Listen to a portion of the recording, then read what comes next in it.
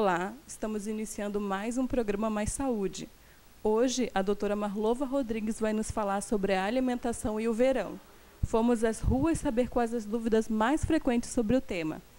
Também entrevistaremos o Dr. Davis Albers, cirurgião plástico, que vai nos falar sobre implante de silicone, lipoaspiração e implante do bumbum, que são as cirurgias mais pedidas pelas mulheres. Se você tem alguma dúvida ou quer ter algum tema debatido aqui, escreva para programa-maissaude@otoprime.com.br. Otoprime se escreve Otoprime. Então fique agora com a entrevista do Dr. Davis Albers. Confira aí.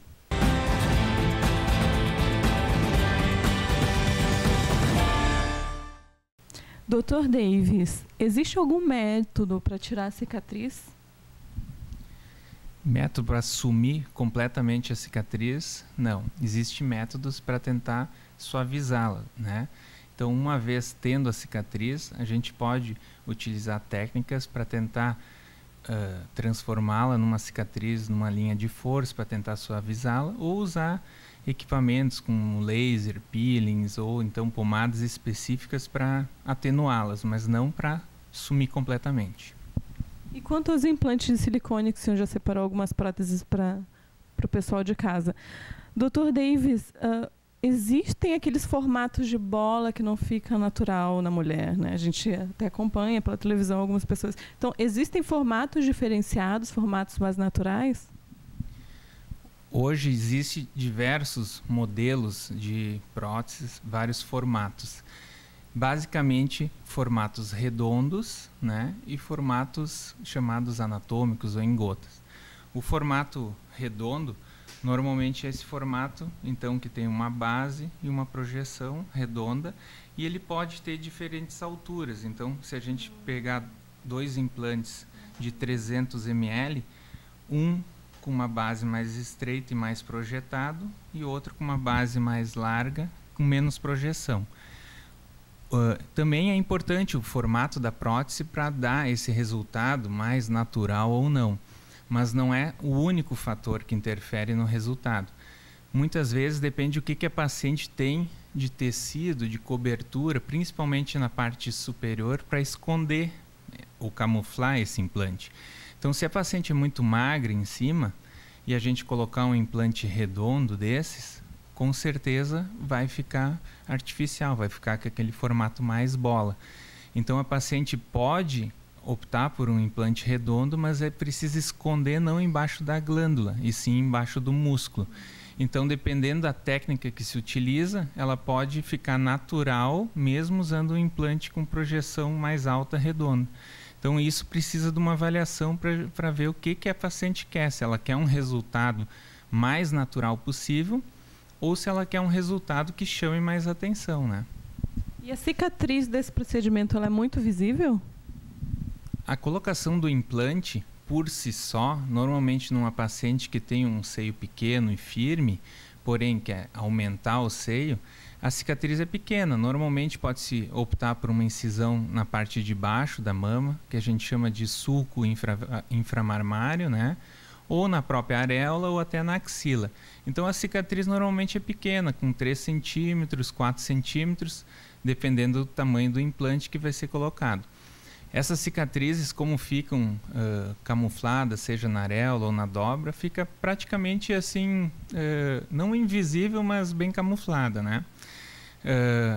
Existe também aquelas pacientes que já tiveram filhos ou tiveram já uma perda de peso e a mama está caída, está uma mama pitosada e quer colocar um implante porque ela está insatisfeita com o formato, com o tamanho que acabou diminuindo também. Então, nesses casos, precisa, além da colocação do implante, precisa um ajuste dessa pele que está flácida. Então, essa paciente precisa sim um pouco mais de cicatrizes para corrigir essa flacidez da pele. Então, normalmente, ela é feita uma cicatriz ou em volta de toda a areola, para diminuir um pouco o tamanho da areola, ou às vezes um prolongamento para baixo, e até algumas vezes uma cicatriz com formato de T invertido ou em âncora. Então, essas cicatrizes são um pouquinho maiores, né? Então, depende de cada caso para ver se a paciente tem ou não flacidez, se é só a colocação do implante para aumentar a mama, então aí a cicatriz fica melhor ou pior, né? E o efeito é imediato ou demora alguns dias para ver o resultado? A colocação da prótese normalmente tem uma recuperação rápida, né?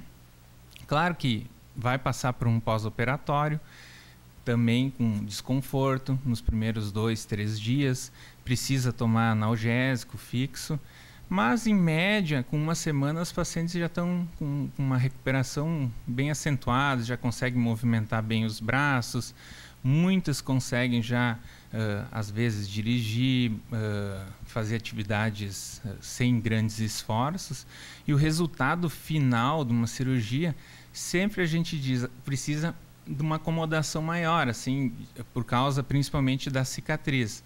Claro que com 30 dias a paciente já está sem edema, com um resultado muito bom, mas as cicatrizes ainda às vezes estão um pouco avermelhadas e precisam mais tempo para ficar clarinhas, né?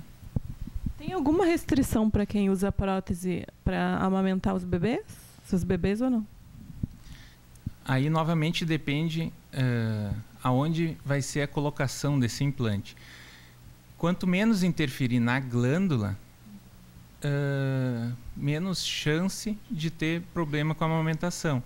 Então, se utilizar uma incisão na dobra da mama, no sulco, e descolar e levantar esse tecido sem ter mexido no tecido glandular, nos ductos, provavelmente não terá nenhum desconforto para a amamentação. Em casos que precisem fazer um levantamento junto, muitas vezes se mexe mais no tecido mamário e pode perder alguns ductos na amamentação. Então isso tem que ser bem conversado e explicado para o paciente. Daí a importância de escolher um serviço sério para fazer a colocação da prótese. E tem perigo de romper? Todas as próteses, elas podem romper. Claro que existe, na verdade, hoje uma melhor segurança nas próteses, porque as próteses passaram por tecnologia, por estudo, então modificou hoje as próteses relacionadas a 50 anos atrás. Hoje, normalmente, as próteses, elas têm dentro um silicone médico de alta coesividade. O que quer dizer isso? Que se acontecer um rompimento desse implante, normalmente a prótese não permite que esse gel extravase, né?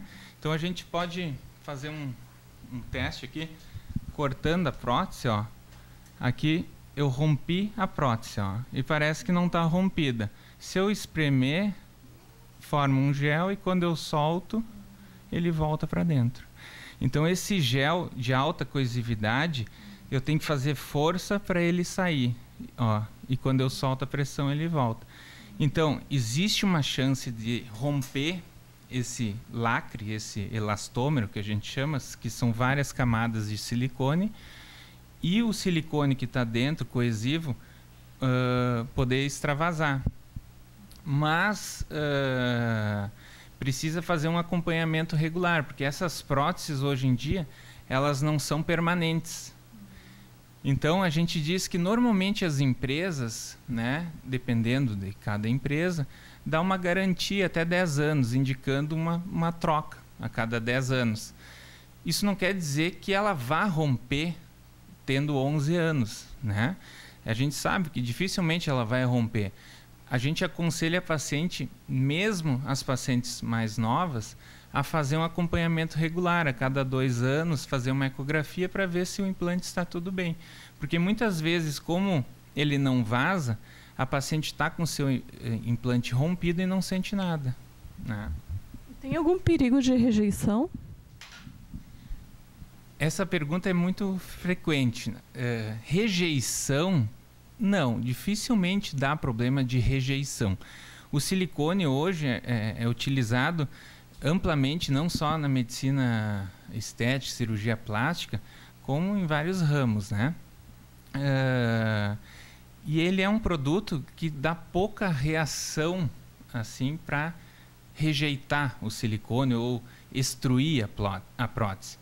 O que acontece é que a colocação do implante muitas vezes sempre forma uma cápsula, isolando o implante da mama. Então essa cápsula, que nada mais é do que uma camada de cicatriz que envolve o implante, isola ele como se fosse num casulo, certo? Separando então o implante do tecido mamário. Essa cápsula antigamente era muito mais frequente, poderia contrair, fazer uma contratura, então fazer um aperto da prótese ali dentro. Hoje, com o gel coesivo, com a qualidade das próteses, diminuiu muito, mas não quer dizer que não possa acontecer.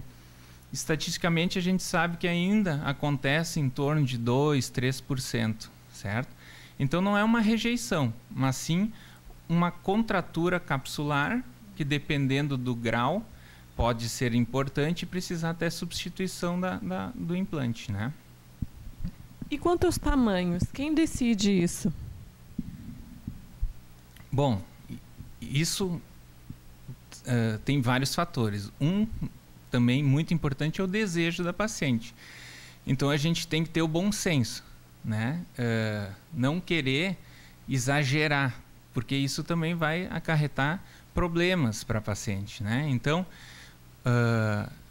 o primeiro é o desejo da paciente. O segundo, mais importante ainda, é ver o que a paciente tem em termos de tamanho da mama para somar com o implante, dimensões do tórax da mama. Então, a gente diz muitas vezes que o volume não é o mais importante, e sim o tipo do implante que a gente vai usar. Como eu te mostrei aqui, ó, esses dois implantes são 300 ml. E se eu colocar esse, ele vai dar um formato para o seio, e esse vai dar completamente outro formato. Então a gente tem que ver o que a paciente está procurando e o que a gente vai precisar para servir dentro do tórax. Tem pacientes que têm o tórax muito estreito, com a base da mama muito estreita, que não tem como colocar um implante muito grande. E tem outras pacientes que são mais largas, com a base da mama mais largas, que precisa às vezes um implante maior, porque se colocar um implante muito pequeno, é como se não tivesse colocado, né?